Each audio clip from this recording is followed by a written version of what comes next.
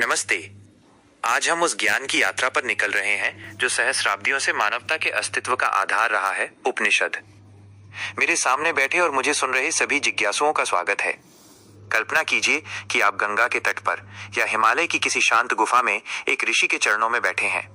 उपनिषद शब्द का अर्थ ही यही है, उप निकट, नि निष्ठापूर्वक और शद बैठना, यानी सत्य को जानने के लिए गुरु के पास निष्ठापूर्वक बैठना। अगले 10 मिनट में हम उस अंतिम सत्य की गहराई में उतरेंगे जिसे वेदांत भी कहा जाता है। एक, दर्शन का मूल, अहम ब्रह्मास्मि। उपनिषदों का मुख्य सार केवल कर्मकांड नहीं बल्कि आत्म साक्षात्कार है। यहाँ अहं का अर्थ अहंकार नहीं बल्कि वो तत्व है जो आपके भीतर धड़क रहा है। उपनिषद कहते हैं कि जिसे तुम बाहर खोज रहे हो वो तुम्हारे भीतर है। 4 महावाक्य इस दर्शन की नींव है। 1, प्रज्ञानम ब्रह्म, चेतना ही ब्रह्म है। 2, तत्वमसि, वो ईश्वर सत्य तुम ही हो।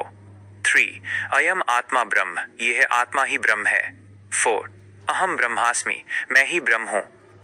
2, आत्मा और परमात्मा का मिलन। उपनिषदों की सबसे सुंदर बात यह है कि ये ईश्वर को किसी आसमान में बैठे व्यक्ति के रूप में नहीं बल्कि एक सर्वव्यापी ऊर्जा के रूप में देखते हैं। आत्मा आपका व्यक्तिगत अस्तित्व, ब्रह्म ब्रह्मांडीय वास्तविकता। जैसे एक बूंद सागर से अलग होने पर बूंद कहलाती है, लेकिन सागर में गिरते ही वो सागर हो जाती है। उपनिषद हमें सिखाते हैं कि हम उस अनंत चेतना की एक बूंद हैं। 3, प्रमुख उपनिषद और उनकी सीख। यूं तो संख्या में ये 108 से अधिक हैं, लेकिन 10 मुख्य उपनिषद, दशोपनिषद सबसे महत्वपूर्ण माने जाते हैं। उपनिषद मुख्य संदेश। ईशोपनिषद, त्याग के साथ भोग करो, सब कुछ ईश्वर का है। कठोपनिषद, नचिकेता और यम का संवाद, मृत्यु के बाद का रहस्य। केनोपनिषद, वह कौन सी शक्ति है जिससे आंखें देखती हैं और मन सोचता है। मुंडकोपनिषद, सत्यमेव जयते, सत्य की ही जीत होती है। मांडूक्य उपनिषद, चेतना की 4 अवस्थाएं, जागृत, स्वप्न, सुषुप्ति और तुरीय एफ। 4, नचिकेता की कहानी, मृत्यु से संवाद। कठोपनिषद में एक बालक नचिकेता साक्षात मृत्यु के देवता यमराज से प्रश्न करता है। वह पूछता है, मरने के बाद क्या बचता है। यमराज उसे धन, अप्सराएं और राजपाट का प्रलोभन देते हैं, लेकिन नचिकेता अडिग रहता है। अंत में यमराज उसे श्रेय और प्रेय का भेद बताते हैं।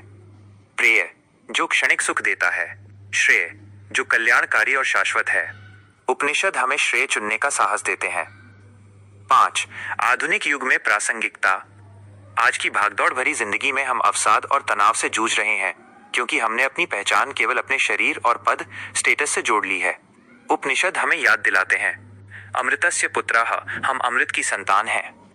हम नश्वर शरीर नहीं बल्कि वो ऊर्जा है जिसे न शस्त्र काट सकते हैं, न अग्नि जला सकती है। यह दर्शन हमें निर्भय, फियरलेस बनाता है। निष्कर्ष, उपनिषद कोई धार्मिक कट्टरता नहीं बल्कि एक मनोवैज्ञानिक और आध्यात्मिक विज्ञान है। यह धर्मों से ऊपर उठकर मनुष्य होने के अर्थ को समझाते हैं। यह अंधकार से प्रकाश की ओर जाने का मार्ग है। अस्तो मा सद्गमय, तमसो मा ज्योतिर्गमय, मृत्योर्मा अमृतंगमय। असत्य से सत्य की ओर, अंधकार से प्रकाश की ओर और मृत्यु से अमरता की ओर ले चलो।